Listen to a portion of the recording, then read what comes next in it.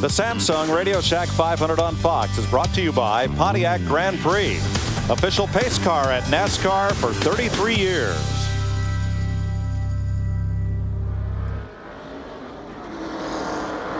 Welcome back.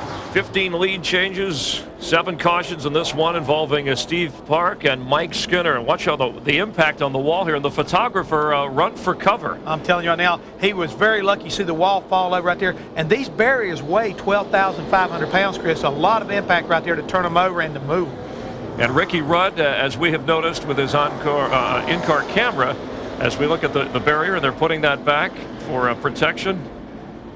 The photographer, you saw one of them scatter away from the wall and the other one just kind of duck. We saw a similar thing on Saturday's Busch race. I just don't believe I'd be wanting to stand there right there. Anything could be moved. I don't think I'd want to be doing that. Let's take a little look at the replay. Look, the photographer's going, hey, is it safe to go back there? Yeah. I want to make sure. Maybe I use that zoom lens.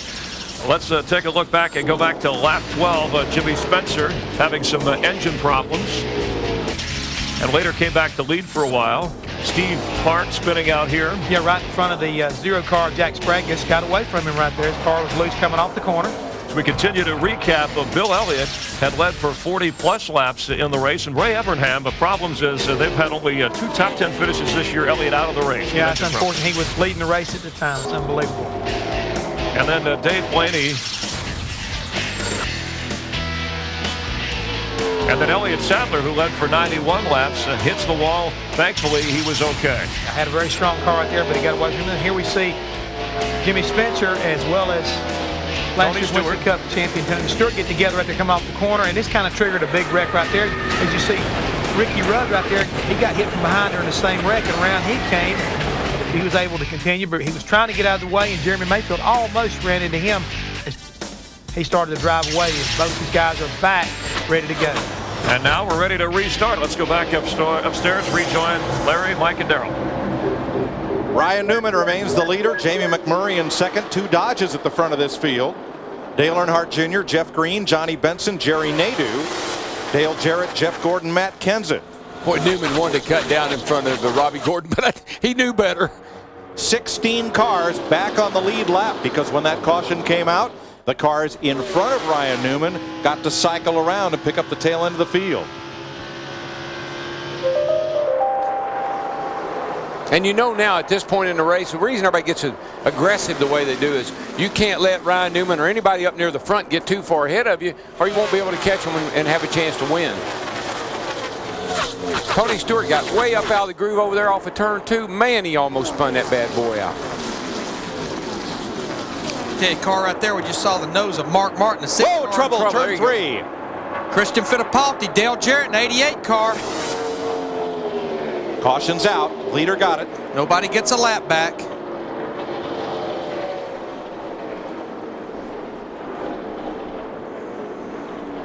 That is 3 caution flags in just 16 laps. You get the cars bunched up like this. There's not a real good outside groove, and you get up in that loose stuff and around you go, and you got people pushing you, shoving you, trying to get laps back. I mean, a lot of different agendas here causes a lot of problems.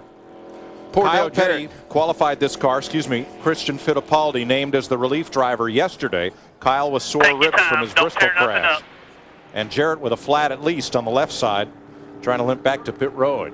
I think Jarrett has been one of those days when he just, every time something happened, he was in the middle of it. It was almost the same last week at Bristol.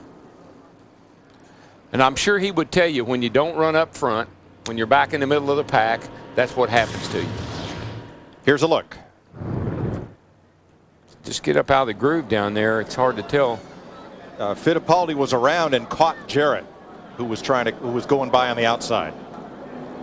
A lot of damage to that car. Huh? When you hit the wall here, I mean, you hit it a ton. It don't matter where you hit it. You very seldom see them tow them in on a wrecker. They use a rollback.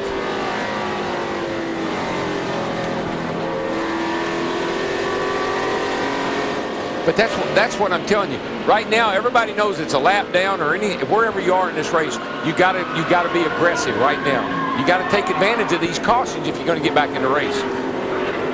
We're seeing some of our leaders come to pit road. Tony Stewart in the 20 car, Ward Burton in the 22 course, Dale Jarrett. And I was just talking about Mark Martin in the 6 car. He comes to pit road, but he got some damage. He was on pit road about 4 times after making his lap back out. You can see a lot of damage to the nose of that race car. They were continuing to work on it. Jeannie, do they have it where they want it? Well, Larry Mack, they're still working on it, and it actually was a bit of a surprise when he came into pit. The debate was really fuel or tires or just the normal routine things. But when they came in, they saw that the nose was crunched, and that's why he had to come in a second and a third time trying to work tape on that hood to get it where they want it. They had the hammers out working on the hood as well, and Ben Leslie saying, hey, be real careful out there. Do not mess with the grill. There's Christian Fittipaldi. He is okay. I want a camera inside Ricky Rudd's car every week because he is the master at avoiding disaster. Here he goes again.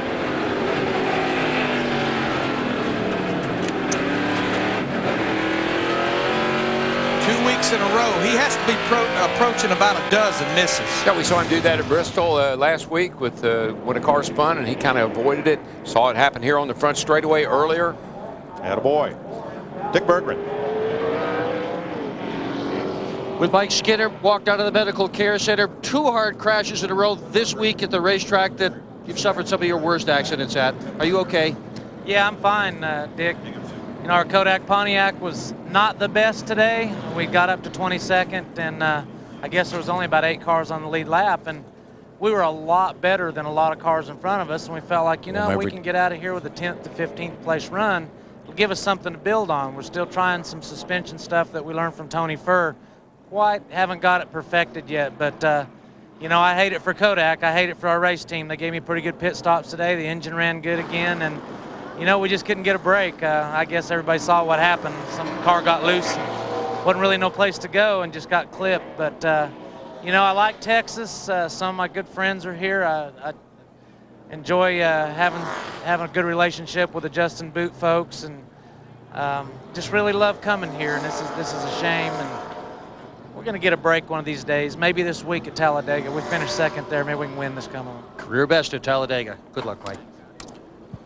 Dale Jarrett has stayed on the lead lap making repairs. Steve Park's car is behind the wall. You hear the sound of that reciprocating saw trying to straighten things out.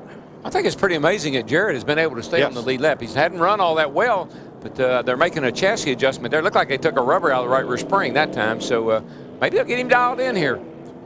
So we still have 16 cars on the lead lap, 244 complete, 90 laps to go in the Samsung Radio Shack 500 on Fox.